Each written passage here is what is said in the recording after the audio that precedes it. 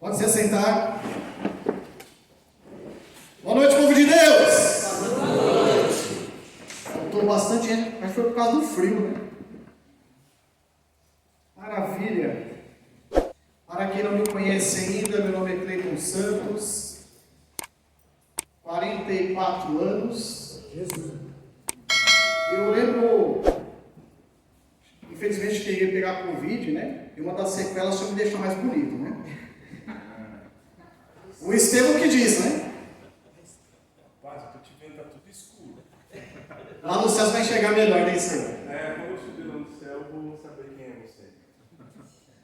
44 anos, 17 anos de caminhada. E hoje foi um tema que foi escolhido, falar sobre restituição da família. Para mim, família é base de tudo. Família é base do ser humano. Desde a concepção que Deus permitiu que homem e mulher se unissem. E os frutos gerados pela família são os filhos. Porém, quando a gente fala uma relação sobre restituição, essa palavra ela quer dizer também reconstrução. E para fazer uma reconstrução, muitas vezes você vai ter que desmanchar telhados, estruturas, fortalecer colunas e bases. Nessa noite Deus te convocou para restaurar a tua casa e restaurar a tua família. Hoje eu posso dizer que a minha família aumentou. Antes era eu, minha irmã, a minha mãe e o meu pai, já falecido. Hoje já não sou mais só. Hoje eu tenho uma bênção aqui na minha vida, que é a Heloísa, que Deus preparou. Eu acho que todos nós, Deus preparou alguém. E quantas dificuldades que nós passamos no dia a dia. É mais fácil hoje eu entender, que sempre falam, né? Quando você casar, você vai ver. É verdade, Senhor. Hoje a gente vê, né, que nem sempre eu vou concordar com as coisas que a minha esposa fala ou vice-versa. Isso é a liberdade também de expressão que a gente tem dentro de casa. Precisa muitas vezes saber respeitar. Eu estava pesquisando um índice de coisas que têm destruído as famílias. Atualmente, no tempo que a gente está vivendo hoje, 75%, segundo pesquisa do IBGE, os casamentos estão sendo destruídos. Uma das coisas que eles levantaram simplesmente foi que as pessoas não têm se preparado para casar. Primeira preocupação que todos nós temos que ter é estudar, se formar, ser alguém. E hoje, muitos jovens hoje estão mais preocupados em se formar primeiro e depois constituir família. É errado? Não é errado. Mas a preparação da vida de casal, da vida familiar, para que a gente possa preparar uma área para a vida, a geração futura, você precisa muitas vezes renunciar a si mesmo. Eu acho que o casamento é isso, a família é isso, é renunciar muitas vezes a si mesmo.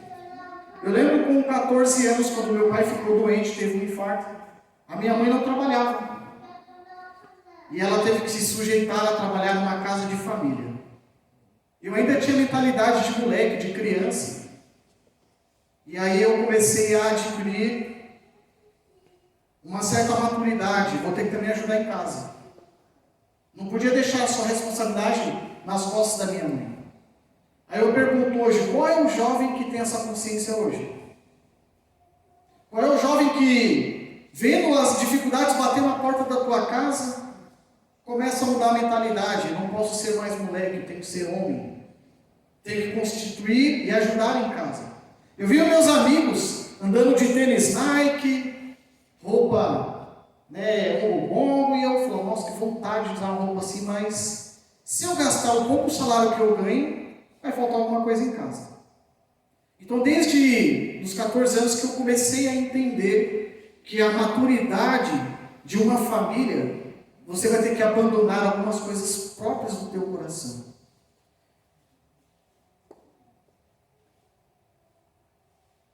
Segundo ponto, primeiro ponto são os problemas sociais. Que metade dos casamentos termina em divórcio. O segundo é o materialismo e o orgulho. É raro ouvir sobre pessoas que é de um casamento que tem um trabalho bem sucedido. Muitos nem sequer pensam em casamento ou filhos. Isso é um reflexo das coisas que a gente está vendo hoje. As coisas que estão acontecendo. Isso é uma coisa que eu acho que eu não perco mais tempo, sabe o que é? É assistir TV, é assistir notícia ruim. Eu acho que isso não influencia nada de positivo na nossa vida. 12 razões para que problemas no casamento ou problemas na família comecem a acontecer. Primeira delas, problemas de comunicação. Se não tiver comunicação dentro da casa, dentro do lar, infelizmente, uma porcentagem do casamento começa a ruir. Segundo ponto, falta de amor.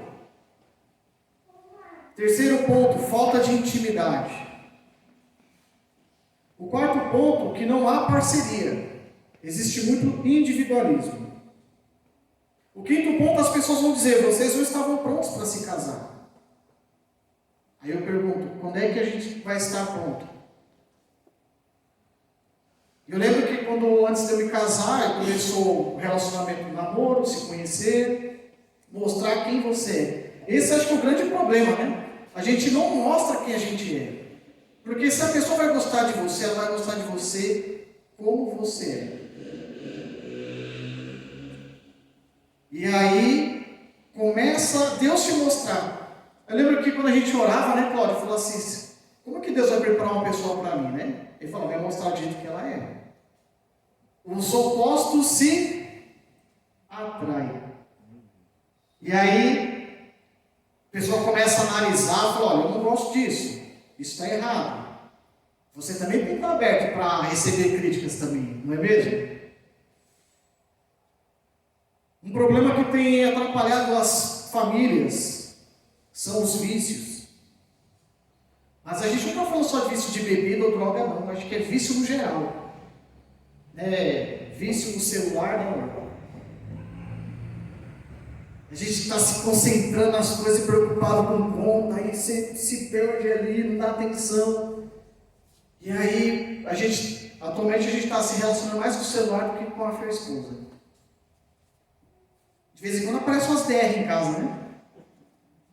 Violência doméstica, traição, falta de apoio emocional, cansaço. E eu acho que o mais crítico daqui da minha lista são os problemas financeiros. Você quer ver um relacionamento ruim, um casamento ruim? É quando as contas e as dificuldades batem na porta e você não sabe o que fazer.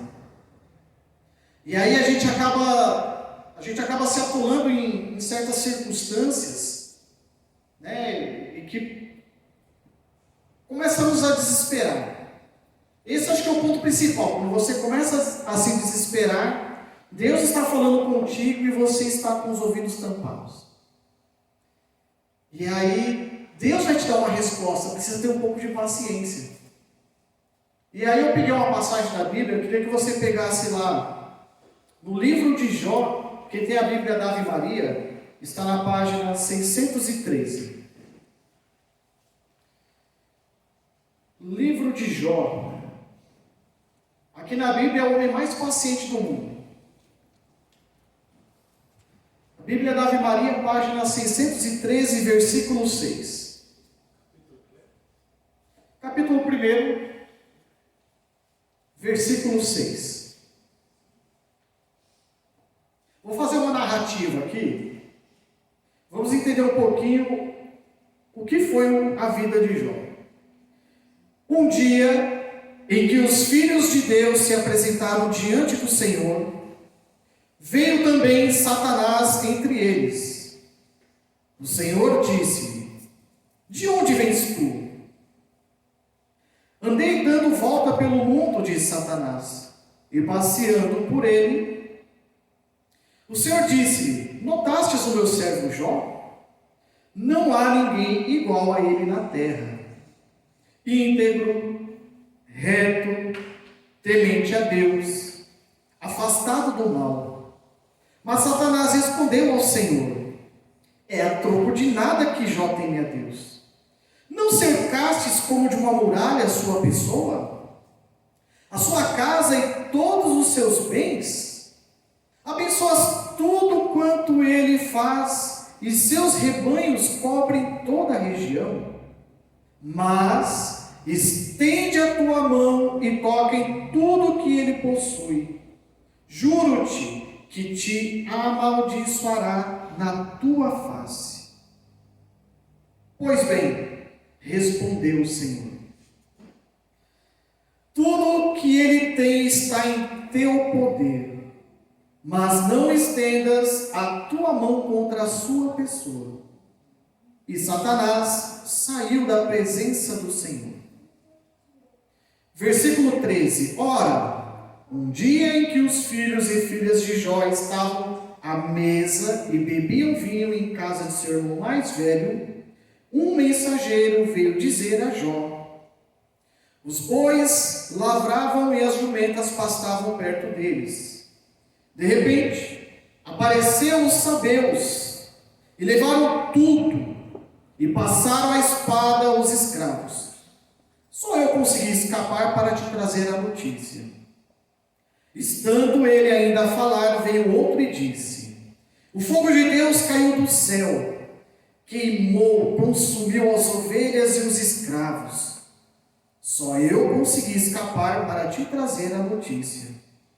Ainda este falava, e eis que chegou outro e disse: os caldeus, divididos em 3 bandos, lançaram-se sobre os camelos e os levaram. Passaram a fio da espada os escravos. Só eu consegui escapar para te trazer a notícia. Aí quando Jó pensa que nada poderia piorar, veio o versículo 18.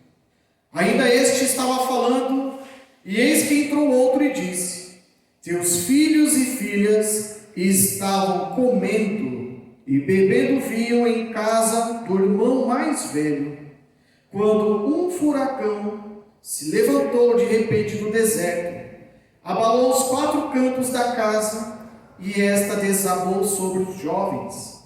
Morreram todos. Só eu consegui escapar para te trazer a notícia.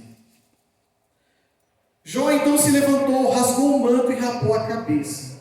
Depois caiu prosternado por terra. Disse: nu saí do ventre de minha mãe, nu voltarei. O Senhor deu, o Senhor tirou. Bendito seja o nome do Senhor. Em tudo isso, Jó não cometeu pecado algum, nem proferiu contra Deus blasfêmia alguma. Estas são para nós palavra do Senhor. Graças a Deus. Aí nós percebemos aqui, no contexto da palavra, que Jó era um homem rico, íntegro, honesto, fiel, verdadeiro, bom empresário, bom homem de família, tinha uma família grande, tinha bens, era um homem que podemos dizer assim, o homem mais sucedido do mundo. E o melhor de tudo, ele tinha a atenção de Deus. Eu estava meditando, fazendo uma lectio divina sobre essa palavra, e aí quando fala assim, o Senhor estava e veio reunir os seus filhos. É como se estivesse tendo campanha. Vai ter eleições. Então Deus estava ali reunidos com os seus filhos. De repente aparece no meio deles Satanás. Primeiro porque ele entrou como intruso, né? Mas ele se acha no direito porque, segundo a palavra, o mundo é do maligno. Então, permitiram que ele entrasse. E aí Deus olhando, de onde vens tu? Eu estava fazendo campanha aí, soltando panfletinho, e aí Deus aproveitou, né? Você viu o meu servo Jó? Você viu o íntegro, honesto? Aí Satanás falou, é verdade, né? O Senhor cerca ele, multiplica todos os bens que ele tem, o homem não tem dificuldade nenhuma, por que ele vai reclamar? Aí a gente se pergunta, né? Se hoje você ganhasse na Mega Sena, você iria reclamar? Porque com dinheiro você compra tudo, mas você não compra felicidade, você não compra saúde. E aí a palavra diz que Deus cercava ali de graças Jó e não permitia que nada acontecesse. Sabe por quê?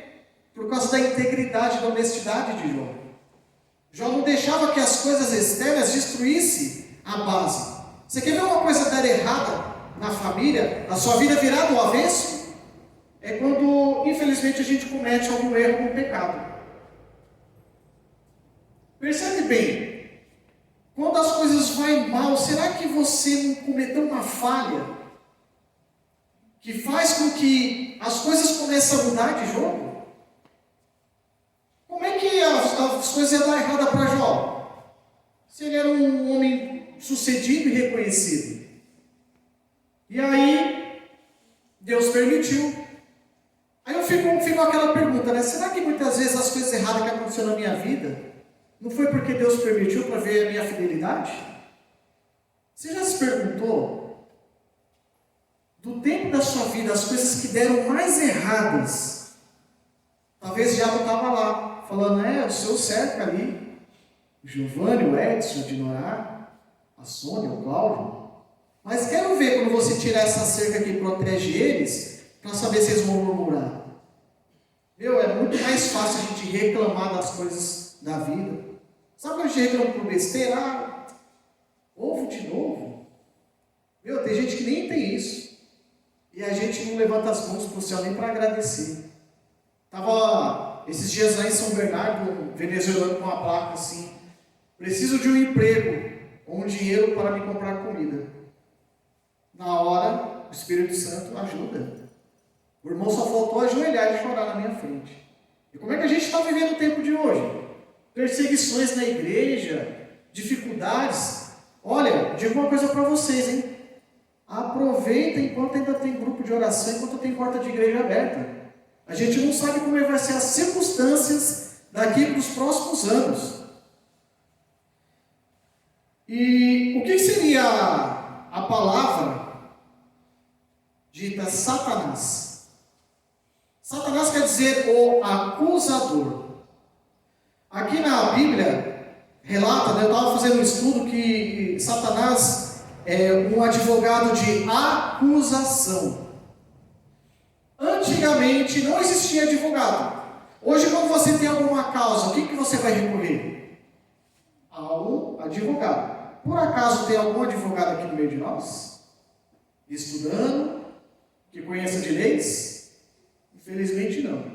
Mas antigamente não precisava. Por exemplo, se eu vendesse o meu carro para a Sônia e a Sônia não me pagasse o carro, eu ia até o reino e falar: olha, a Sônia não pagou o carro, e aí, como é que fica? E constatasse e provasse que ela pegou meu carro e não pagou, ela ia ser julgada naquele momento e ia ter uma pena. Por isso que a pena hoje foi feita com um prazo para que não seja injusto. Bom, além dela te devolver o carro, ela vai fazer trabalhos comunitários por 1 ano. Este vai ser a definição da falta que ela teve contigo. Então Satanás, ele sentiu o direito de fazer o que ele sempre faz, que é querer condenar as pessoas e julgar. O primeiro problema que Jó sofreu, Jó foi roubado na sua empresa pelos sabeus. É como se Jó tivesse o mercado do açaí. Entrou a galera lá, roubou tudo do mercado. E para piorar, ainda matou os funcionários. E aí o mercado venceu lá o seguro contra furto e roubo, perdeu tudo. Porque um funcionário conseguiu escapar, chegou lá, olha, seu mercado lá do açaí, do atacadão, roubaram tudo. Eu consegui escapar. E, para piorar, o seguro venceu. Não vai dar tempo de restituir o que você perdeu. Jó deve ter pensado, fazer o quê, né? Trabalhar de novo. Mal aquele funcionário falou, chegou outro, ofegante, o segundo problema. Jó, sabe a sua fábrica? Ela pegou fogo. Consumiu todo o gado, matando até os funcionários.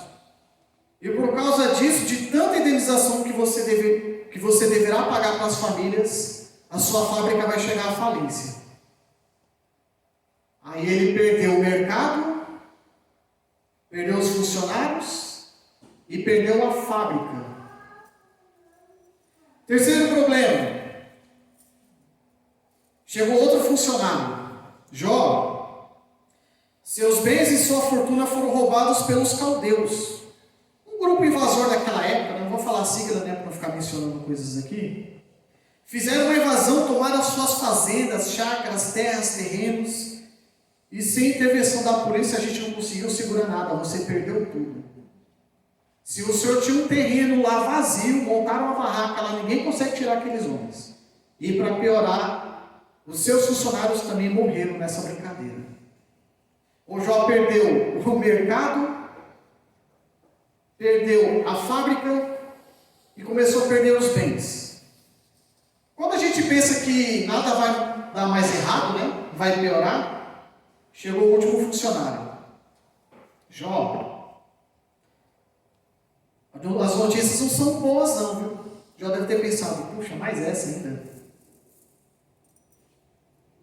A casa do teu filho mais velho, lá nos Estados Unidos, desabou por causa de um furacão. O lugar para ter furacão é nos Estados Unidos, né? Matando todos os teus filhos e filhas, que eram formados em medicina, advocacia, agropecuária. Um deles era dentista, terapeuta, engenheiro, vendedor da Sorocaba. Aí Jó falou, puxa, agora me desabou. Só sobrou quem? A mulher. Em vez da mulher consolar, o que a mulher fez? Desceu a lenha no Jó. Você é azarado, hein, Jó? Pelo amor de Deus, olha com quem eu fui amarrar o meu burro na sombra. Jó, no momento de profunda tristeza, rasgou as suas vestes, raspou a sua cabeça e chorou. Gente, é tanto problema que nos acomete, que muitas vezes a gente perde até o caminho de casa. A gente perde até o rumo. Sabe quando você está voltando para casa num final de trabalho cansativo, e aí você deita a cabeça no travesseiro e você não consegue dormir, você começa a pensar o que eu vou fazer. As contas estão acumulando, eu ainda não quitei a energia nem a água. Vou lá no mercado, um frasco lá de azeitona, R$17. As coisas começaram a ficar difíceis, já começou a pensar, poxa, acabou a minha vida. Perdi o que me sustentava, perdi os bens que eu suei, que eu lutei, que eu trabalhei a vida toda, perdi os funcionários que cuidavam de mim. Na realidade, abri falência. E a primeira coisa que o homem de posses hoje, ele não tem estrutura para suportar os problemas e as dificuldades que a vida te traz. Há uns anos atrás, se eu não me engano, acho que na época do Collor, lá quando passou a mão na poupança, quantas pessoas se mataram por causa disso? Eu lembro lá que meu pai tinha um dinheirinho guardado, aí quando outro dia tinha mais nada. E aí, e para piorar, meu pai foi mandado embora. Trabalhava mais de 12 anos lá na COFAP. Meu pai teve que se remodular, se refazer novamente, fez um curso lá para arrumar máquinas de lavar roupa, porque se o plano A falhou, ele teve que fazer o plano B. E aí eu me vi, essa lectio divina que eu fiz ali, a imagem de Jó naquele momento, pensando, minha vida acabou. Mas os bens, sabe uma coisa? Os bens a gente recupera. O problema que derrubou Jó de vez foi quando ele perdeu os filhos. Eu ainda não tenho filhos, mas terei, segundo a vontade de Deus, se for da vontade de Deus. Mas é triste quando nós perdemos um ente querido. É triste demais. Principalmente o pai e a mãe, quando vê o seu filho se perder pelaquilo que o mundo entrega de bandeja. Você sabe por que muitas vezes a gente acaba caindo no pecado, nas dificuldades? É porque nós tentamos preencher esse espaço aqui, ó. Digo uma coisa para vocês: nada preenche esse espaço a não ser Deus. Existe um espaço que é destinado a Ele. O cigarro não preenche, a bebida, a droga, a prostituição, a fofoca, as intrigas, os problemas. Se tem um espaço reservado que nada nesse mundo preencha, nem o dinheiro, nem as posses, é o espaço que nós temos aqui dentro, que é destinado a Deus. Agora, se você não se abastecer de Deus, você vai permitir se abastecer das coisas que vai fazer mal na tua vida, na tua família, no teu noivado, no teu relacionamento e na tua família. E isso aqui é o que as pessoas estão perdendo hoje. O lado psicológico hoje das pessoas estão fracos, porque não estamos nos abastecendo de oração, de Deus constante. Digo uma coisa para vocês: se todo domingo você plantar os teus pés aqui e orar, confiar no Senhor, todas as coisas que defraudaram da tua vida, Deus vai restituir. Em nome de Jesus. Para acordar o povo. E aí eu vi muitas vezes o diabo batendo lá na porta do Senhor. Tira o emprego do Cleito para você ver. Você não vai reclamar? Já fui mandado embora injustamente. Um problema que eu tive no joelho. Pensaram que ia ser braço curto, né? Depois que eu operasse o joelho, não ia ser o mesmo. Mas eu não pude reclamar não, sabe por quê? Porque Deus abriu portas melhores. Talvez é isso que você está precisando ouvir nessa noite. Quando uma porta se fechar, Deus vai te dar várias possibilidades. Só você pode escolher a porta certa que Deus vai abrir para você. E aí, Satanás caiu do cavalo. Eita, o tempo está correndo, hein? Satanás caiu do cavalo. Aí Deus falou aí, tá vendo aí? Mesmo em tudo aquilo que você feriu em Jó, ele não reclamou. A não ser a mulher dele, né? Mas Jó não reclamou. Aí Satanás, é fácil. Queria ver se você tirasse, né, a proteção e ele ficasse doente. Ali já começou o quê? O segundo turno. Passou o primeiro turno, o Satanás não ganhou. Né, Estevão? Não, vamos para o segundo turno. Satanás falou, você estava passando de novo aí, fazendo campanha para o segundo turno. Eu vi que ele não reclamou, mas também o cara lá está saudável, não tem por que reclamar. Ele pode voltar a trabalhar e restituir tudo da vida dele. Aí Deus falou, então tá bom. Não traz uma impressão de que estava tendo uma aposta ali? Porque quando vê ele, Satanás, pleitear algum direito, e Deus permitir que acontecesse, eu comecei a analisar, poxa, ficou uma aposta ali, o coitado do Jó estava sofrendo tudo isso. Aí quando eu pensei em aposta, nesse dia eu apostei com uma pessoa aí, eu perdi R$100. Vou nem falar por quê, né? Vigia, né? Deixa pra lá, deixa quieto. Mas eu fui lá e paguei. Falei, já que eu apostei, eu vou pagar também. Né? Glória a Deus. Com juros e correção monetária.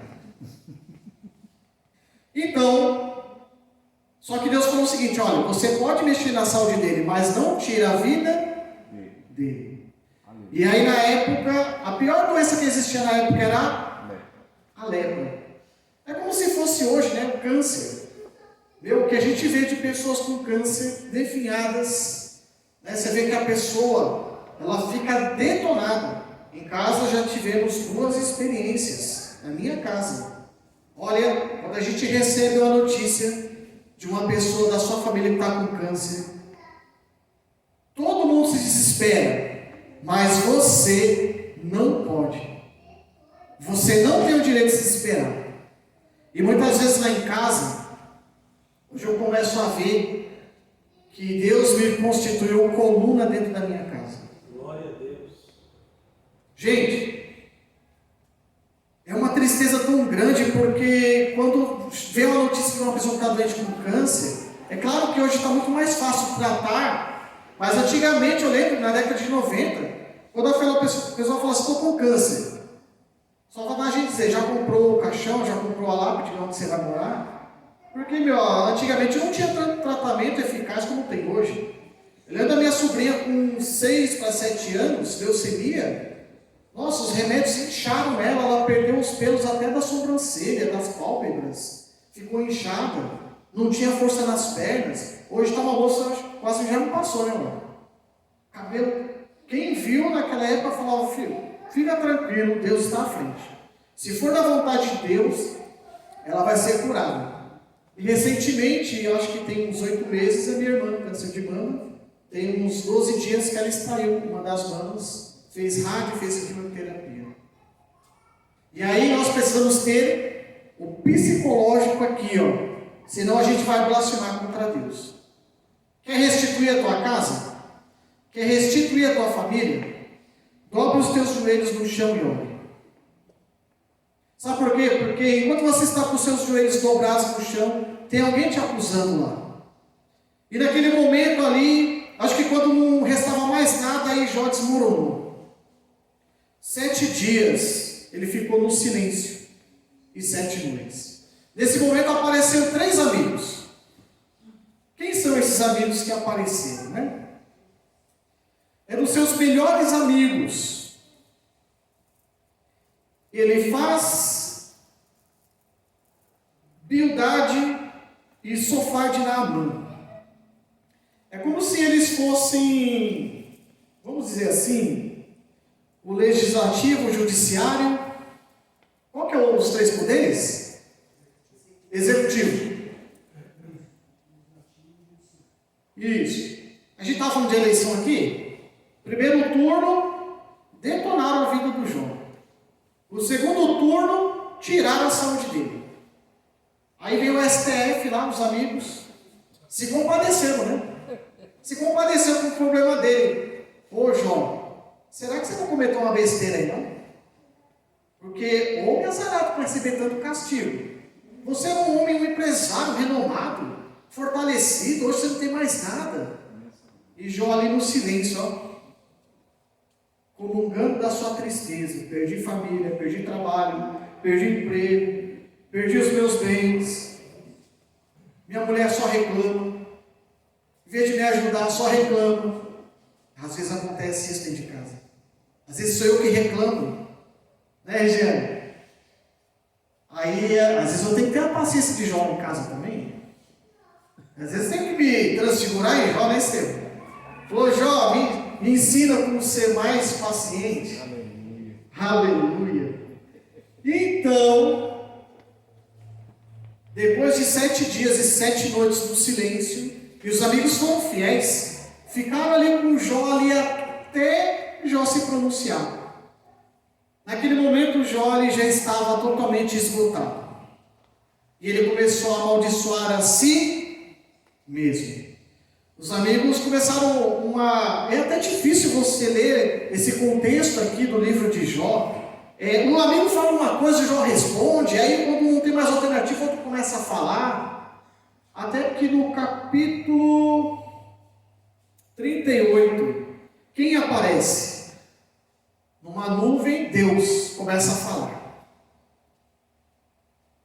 E aí Deus fala: olha, Jó, tem coisas que você não conhece. Tem coisas que eu faço, olha, natureza, você não sabe nem como é que essa semente foi plantada aqui, como que surgiu tudo isso. Mas sabe de uma coisa? Eu sou Deus que pode restituir tudo na tua vida. Glória a Deus. Está ouvindo essa palavra de exortação? Glória a Deus. Eu sou Deus que pode restituir tudo na tua vida. Glória a Deus. Glória a Deus. Se você abrir a porta do teu coração. Aleluia. Eu tenho certeza absoluta, em nome de Jesus, quando você abrir e escancarar as portas da tua vida para Jesus, nunca mais os seus problemas irão te acomodar. A palavra não diz aqui que Jó era protegido. Essa proteção, Deus permitiu que as coisas acontecessem na vida de Jó. E nós precisamos pegar uma lição disso tudo. Tudo que acontece hoje na minha vida eu pego como lição. Parei de reclamar. Falei, se está acontecendo isso hoje é porque Deus tem algo muito melhor para mim. Mas muito melhor para mim. É uma certeza que eu tenho. Porque filhos e filhas, servos de Cristo Jesus, Ele nunca vai desamparar você. Você pode ser a mulher da tua casa, guerreira, trabalhadora, honesta. Quando ela diz aqui que a mulher é submissa, não é porque a mulher vai ser mandada pelo homem, não. A mulher ela é companheira. Quando Deus coloca aqui que o homem tem que trazer o sustento para casa, e hoje as coisas mudaram de tal forma, por isso que muitos casamentos têm caído, por isso que muitas famílias têm se destruído. Porque hoje existe um patamar que legal, as mulheres alcançaram os seus objetivos. E isso ajuda o homem também. Aí, infelizmente, alguns valores, alguns papéis têm mudado de posição. Hoje a gente vê a mulher trabalhando, o homem em casa cuidando dos filhos. Eu lembro que na minha época de criança, meu pai não lavava nem uma colher. A minha mãe tinha que trabalhar, e depois do trabalho chegava em casa e ainda tinha que fazer as coisas ainda.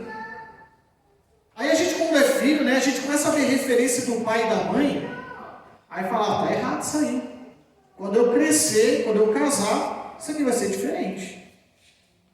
Hoje, né, gostaria de ajudar até mais em casa, mas o tempo não permite. Mas quando eu estou em casa, eu gosto de cozinhar, né, gosto de ajudar a minha esposa. Se você ajuda a sua esposa, os seus filhos, as coisas fluem naturalmente. Mas a gente não pode se desesperar quando a dificuldade bater na porta. E o mais interessante é que Jó entendeu, eu não sei de nada, e Deus mostrou para ele. Sabe, Jó, quando você estava sofrendo lá com um caco de telha, coçando as feridas, eu sei como que arde, que dói, a pele desmanchando, porque a lepra, ela desmanchava a pele das pessoas. Era horrível, tanto que os amigos nem reconheceram Jó. Olhava para ele, é você? Meu filho, o que aconteceu? E o mais interessante, mesmo Jó amaldiçoando a si mesmo, Deus viu nele um coração adorador. E aí fica a mensagem para nós. A vida de Jó foi uma vida de altos e baixos, certo? Então, quando você tiver uma posição favorável, não esqueça de quem te posicionou lá em cima. Se um dia a dificuldade bater na sua porta e você tiver uma situação tão precária aqui quanto Jó, Deus estará do seu lado, ouvindo a tua oração. Ele vai estar presente, Ele está presente na tua vida. Você talvez pode ter desistido de viver, desistido da tua vida, mas Deus nunca desistirá de você. você deixou que os problemas, as dificuldades atribulassem o teu coração. E você não sabe como preencher esse interior. E aí você se preenche com as coisas que o mundo oferece. E aí por um breve momento, você esquece os problemas do mundo. Mas quando passa o efeito daquilo que você se preencheu, o vazio, a solidão volta a bater a sua porta novamente. Faça como eu fiz em muitas dificuldades da minha vida. Quando eu não aguentei mais, eu escancarei a porta do meu peito e falo: Deus, entra, muda a minha vida. Senhor, me levanta deste chão que tem me pisoteado.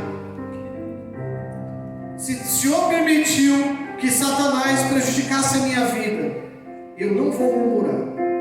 Está aqui uma lição que eu aprendi lendo essa palavra. E é fácil a gente esquecer. É muito fácil você esquecer. É muito fácil você esquecer de Deus quando você só pensa nos problemas. E aí a sua família, ela será restituída através de você. Se você chegar hoje na tua casa com autoridade em nome de Jesus Cristo e orar por aquele que está doente em casa, acreditar que Deus vai fazer o melhor para ele, tenha certeza. Palavra de fé, Deus vai fazer o melhor. Ele vai te mostrar que Ele está contigo. Talvez você pensou: fui abandonado por Deus. Você não foi abandonado por Deus. Você não pode dizer isso, jamais. Jó falou o seguinte aqui, ó: no saí do ventre de minha mãe, no voltarei. O Senhor deu, o Senhor tirou. Bendito seja o nome do Senhor.